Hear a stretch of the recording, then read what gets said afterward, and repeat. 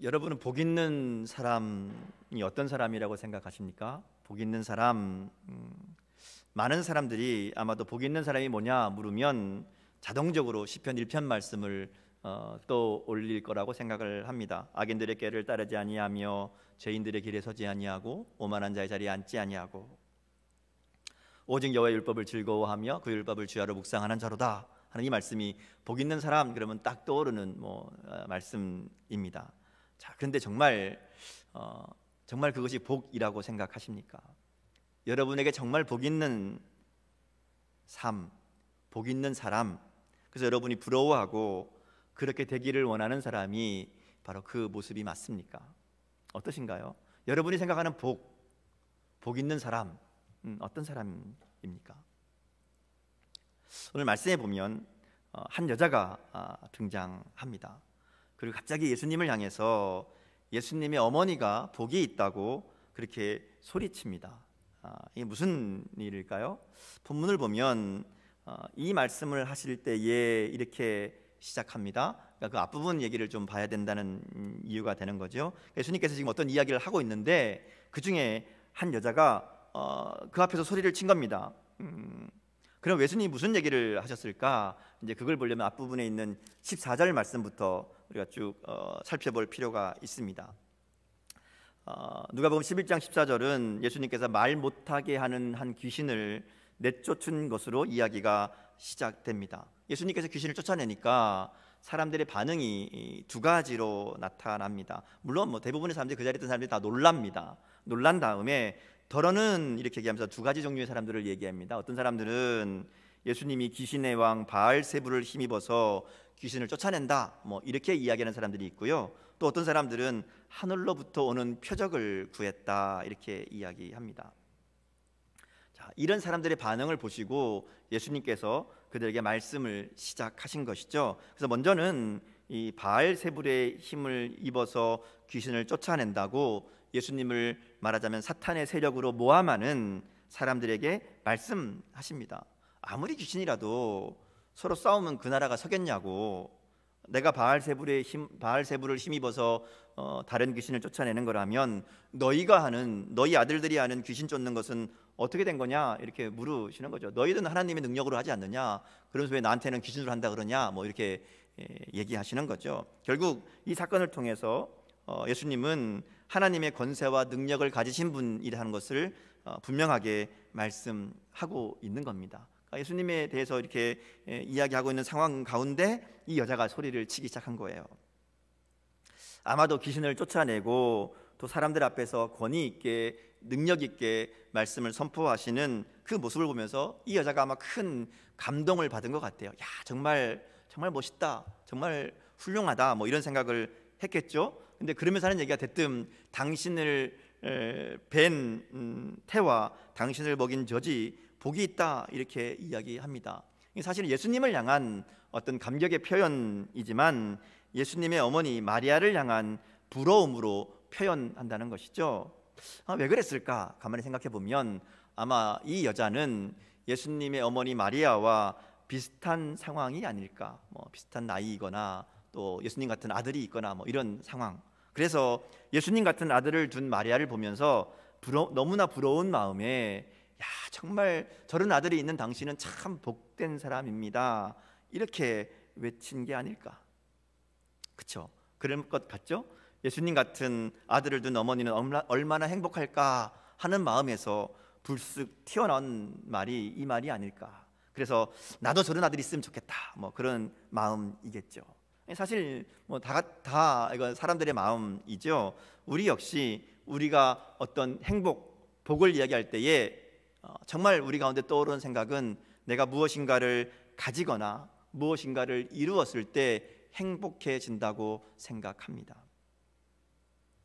예수님과 같은 아들이 있으면 부러울 것이 없다는 이 여자의 고백과 같이 우리는 내가 가진 것을 통해서 우리의 행복을 찾으려고 할 때가 너무 많이 있다는 것이죠. 그렇죠. 좋은 집, 좋은 직장, 많은 돈, 착하고 부모를 잘 섬기는 자녀들, 이런 것들이 우리를 행복하게 만든다고 생각하고 그것을 추구하며 살아가잖아요. 물론 이런 게 필요 없다는 얘기가 절대로 아닙니다.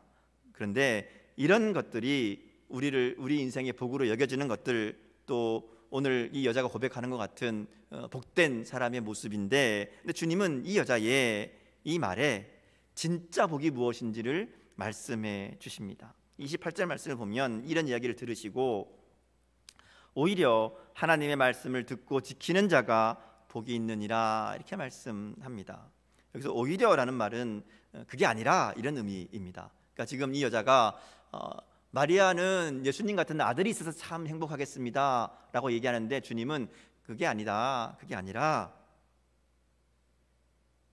훌륭한 아들을 둔 것이 복이 아니라고, 무엇을 가지거나 무엇을 이룬 것이 참된 복이 아니라고 말씀하시는 거예요. 그럼 참된 복이 뭡니까? 참된 복은 주님의 말씀을 듣고 지키는 자가 복이 있다 이렇게 말씀하시는 거예요.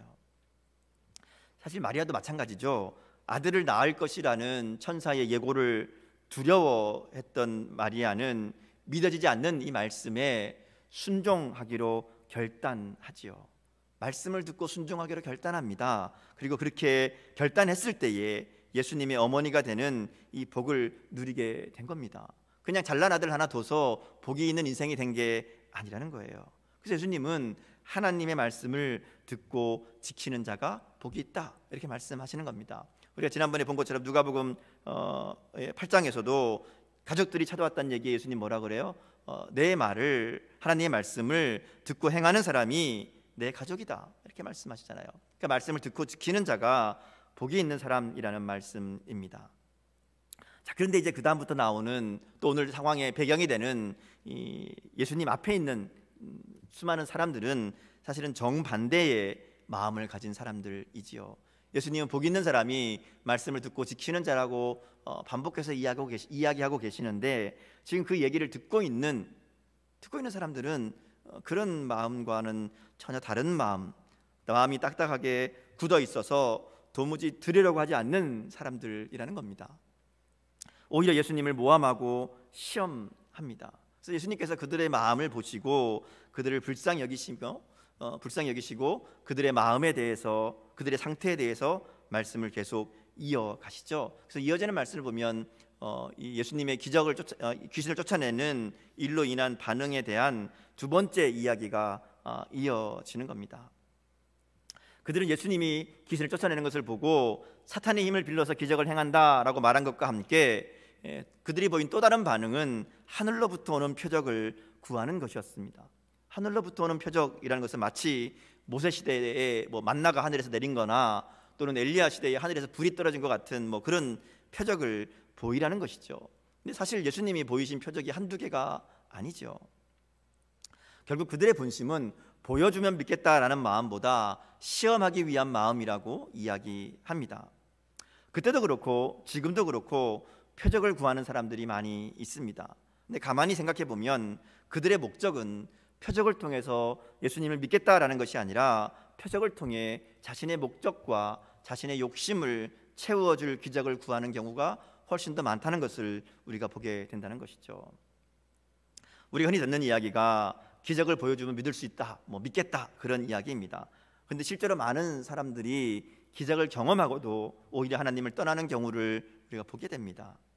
하나님의 능력으로 병고침을 받거나 문제가 해결된 사람 중에 많은 사람들이 이 하나님의 놀라운 역사를 경험하고도 하나님으로부터 떠나고 믿음을 잃어버리는 경우들을 종종 보게 된다는 것이죠.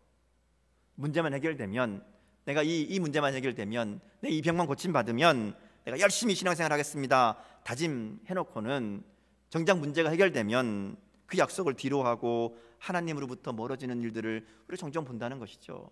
왜냐하면 기적이 믿음을 만들지 못하기 때문에 그렇습니다. 믿음은 기적으로 생기는 게 아니죠. 믿음은 말씀을 들을 때에 생기는 겁니다. 그래서 주님은 표적을 구하는 그들을 향해서 악한 세대라고 말씀하시잖아요. 표적을 구하는 게 문제가 아니라 표적을 구하는 그들의 마음이 문제가 있다 하는 겁니다. 예수님의 수많은 기적과 말씀에도 그들은 믿으려는 마음이 아니라 시험하려는 마음으로 또 다른 표적을 구하고 있는 것이죠. 그래서 주님이 그들에게 두 가지 이야기를 들려주십니다. 하나는 요나의 이야기를 들려주시죠. 요나의 표적. 요나의 표적밖에는 내가 너에게 보여줄 표적이 없다, 이렇게 말씀합니다. 이 요나의 표적이란 것은 말 그대로 요나가 물고기 뱃속에서 사흘 동안 있다가 살아나온 사건이지요. 그래서 이 같은 내용을 기록하고 있는 마태복음 12장을 보면 요나가 물고기 뱃속에 사흘 동안 있었던 것 같이 인자도 사흘 동안 땅 속에 있으리라 라는 말이 추가되어 있습니다. 요나의 표적이란 것은 요나가 물고기 뱃속에서 사흘 동안 있었던 것처럼 예수님도 십자가를 지시고 사흘 동안 무덤에 있다가 부활하실 이 사건, 이 기적을 의미하는 것으로 볼 수 있습니다.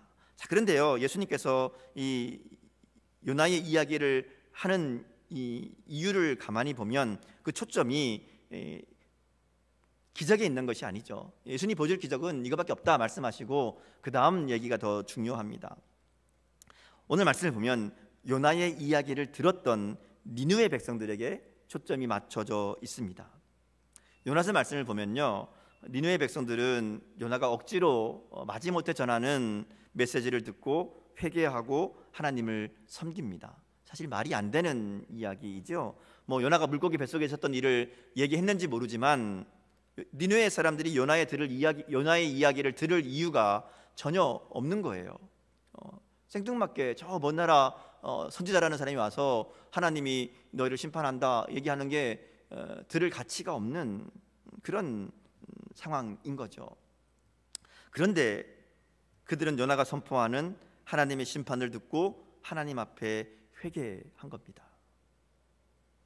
이 말씀을 하시는 이유는 요나 선지자가 억지로 전하는 하나님 말씀에도 너희들이 그렇게 죄인이라고 생각하는 니느웨 사람들은 마음을 열고 하나님의 말씀을 듣고 회개함으로 하나님의 은혜를 받았는데 하나님의 백성이라고 얘기하는 너희들은 선지자가 아니라 말씀 자체이신 예수님이 전하는데도 도무지 들으려고 하지 않는다 하는 말입니다. 그래서 보여줄 표적은 십자가밖에 없다고. 근데 우리가 알다시피 이 이스라엘 백성들이 그들은 십자가와 부활을 보고도 믿지 않잖아요. 표적을 보여줘도 소용이 없는 겁니다. 그래서 예수님 말씀하시는 거예요. 너희가 그렇게 마음을 열고 듣지 않으면 심판 때에 니느웨 사람들이 일어나서 너희를 정죄할 것이다, 이렇게 말씀하는 겁니다. 한 가지 이야기를 더 하시죠. 솔로몬 때에 솔로몬의 지혜로운 말을 들으려고 땅끝에서 왔던 남방 여왕에 대한 이야기를 들려주십니다. 마찬가지예요. 지혜로운 말을 들으려고 먼 길을 마다하지 않고 찾아와서 솔로몬을 만나고요, 또 솔로몬을 통해서 그 지혜가 하나님께로부터 온 것임을 그가 알게 됩니다. 그래서 이 사건을 기록하고 있는 열왕기상 10장에 보면 이 남방 여왕이 하나님을 찬양하거든요. 그렇게 하나님을 만난 겁니다.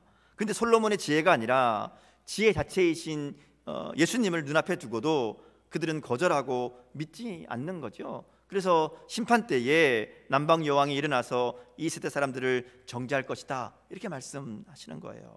이 말씀은 정말 남방 여왕이나 니느웨 사람들이 이스라엘 백성들을 정죄한다라는 의미가 아니라 그들보다 훨씬 더 분명하고 확실한 예수님의 말씀과 기적을 보면서도 깨닫지 못하고 믿지 못하는, 아니 오히려 믿지 않으려고 하는 이스라엘 백성들을 마음을 단단히 걸어 잠그고 거절하고 거부하는 그들의 안타까움을 말씀하시는, 그들의 완악함을 이야기하시는 하나님의 주님의 음성이라고 할 수 있다는 것이죠. 그래서 주님께서 이제 그들에게 눈과 등불의 비유를 들려주십니다. 누구든지 등불을 켤 때에 그 등불을 켜는 것은 그 빛을 보게 하기 위함이죠.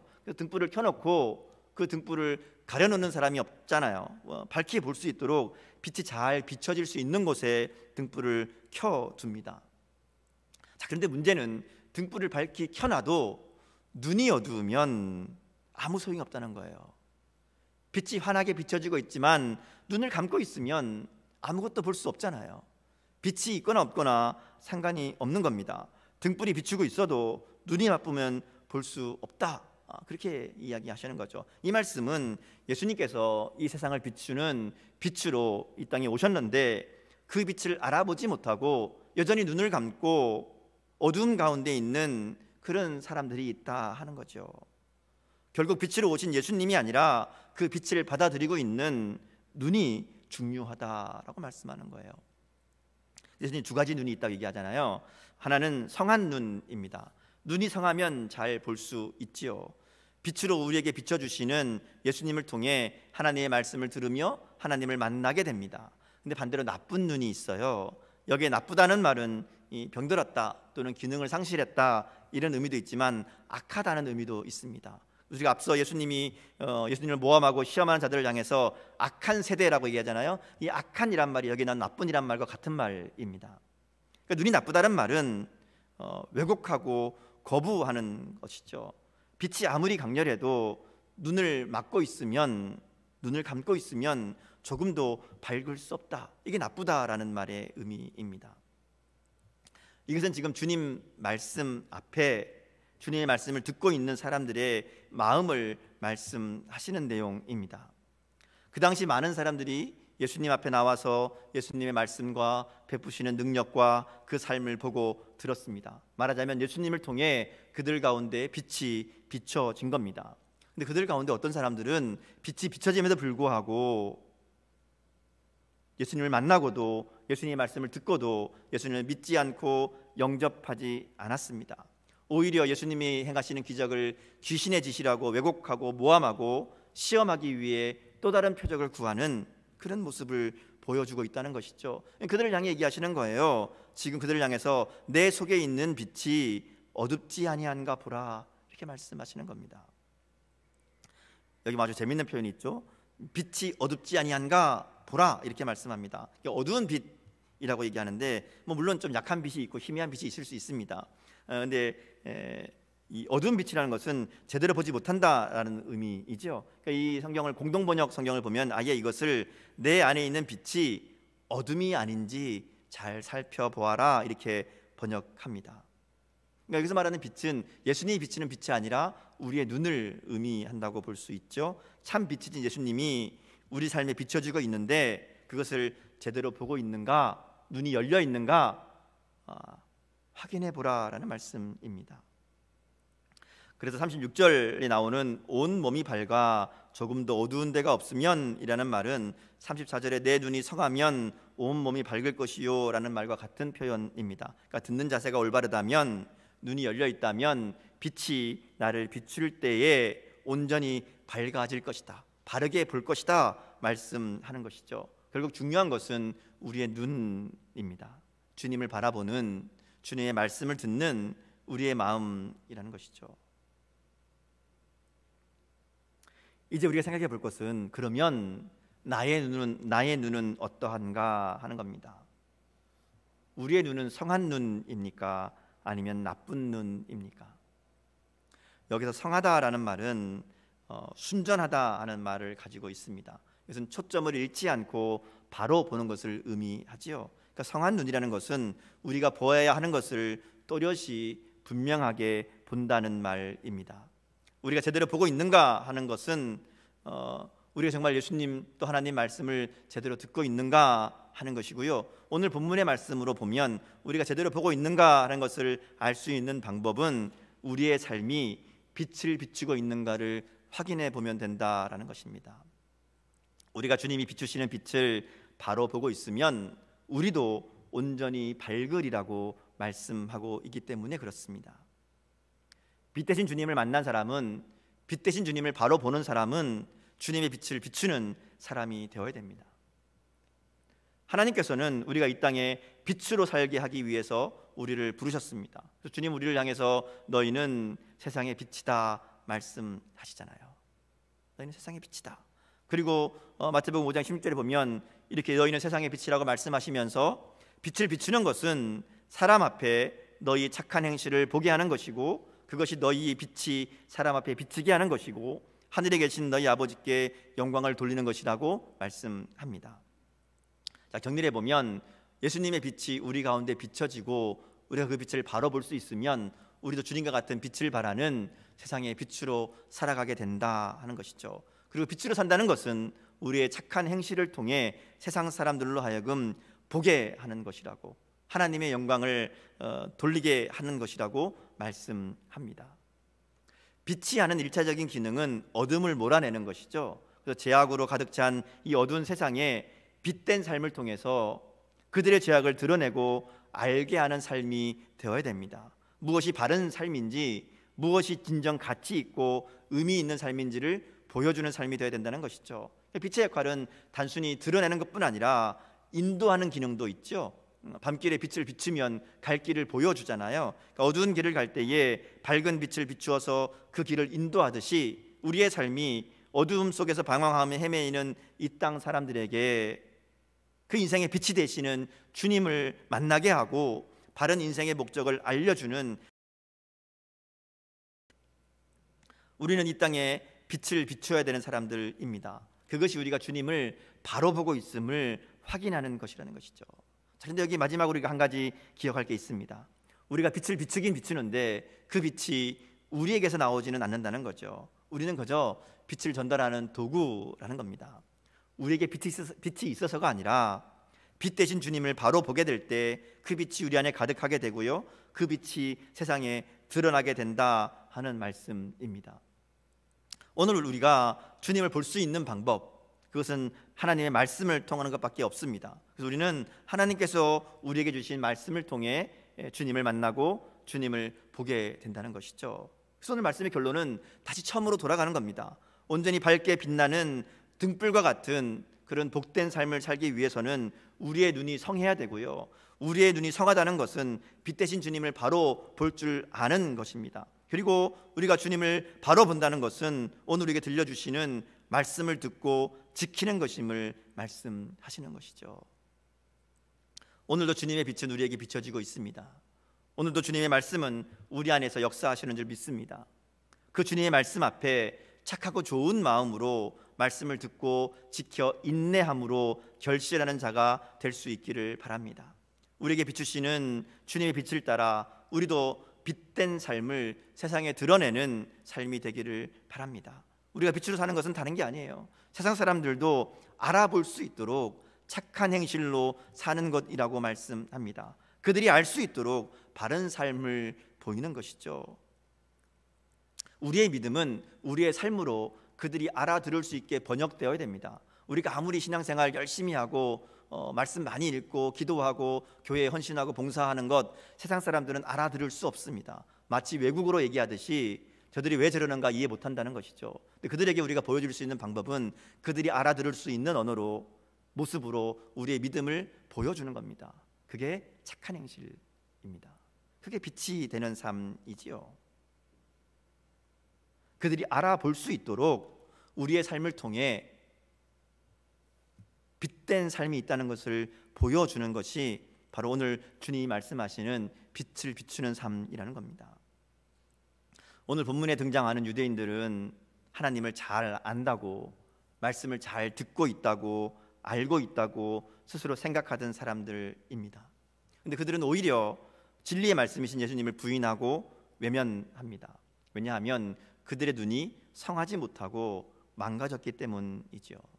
그들은 스스로 잘 보고 있다고 생각했지만 실상은 바르게 보지 못하는 나쁜 눈을 가지고 있었습니다.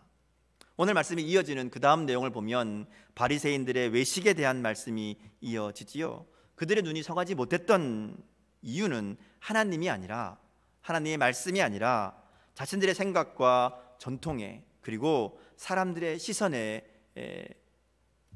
마음의 중심이 있었기 때문이라는 것이죠. 그 사람들의 시선과 사람들의 인정에 자기를 드러내려는 교만에 그 눈이 맞춰져 있었기 때문에 바른 눈이 되지 못했던 겁니다. 오늘 우리의 눈은 무엇을 보고 있는가, 오늘 말씀을 통해 다시 한번 돌아볼 수 있기를 원합니다. 우리의 삶은 어디에 초점이 맞춰져 있습니까? 주님을 바라보고 주님 말씀에 초점을 맞추고 살겠다고 고백했기에 오늘 이 자리에 있는 줄 믿습니다. 그럼에도 혹시 우리의 삶이 어두운 것은 아닌지, 우리의 눈이 하나님이 아니라 다른 것에 초점을 맞추고 다른 것을 향하고 있기에 우리 마음속에, 우리의 삶에 빛이 약해지고 빛을 비추지 못하는 어둠 속에 묻혀있는 그런 삶을 살고 있는 것은 아닌지 다시 한번 돌아볼 수 있기를 원합니다. 그리고 다시 한번 우리 눈이 하나님만 온전히 바라보며 주님의 빛으로 가득한 삶이 되어서 세상 속에 빛을 비추며 살아가는 그런 저와 여러분의 삶이 될 수 있기를 주님의 이름으로 축복합니다. 함께 기도하겠습니다.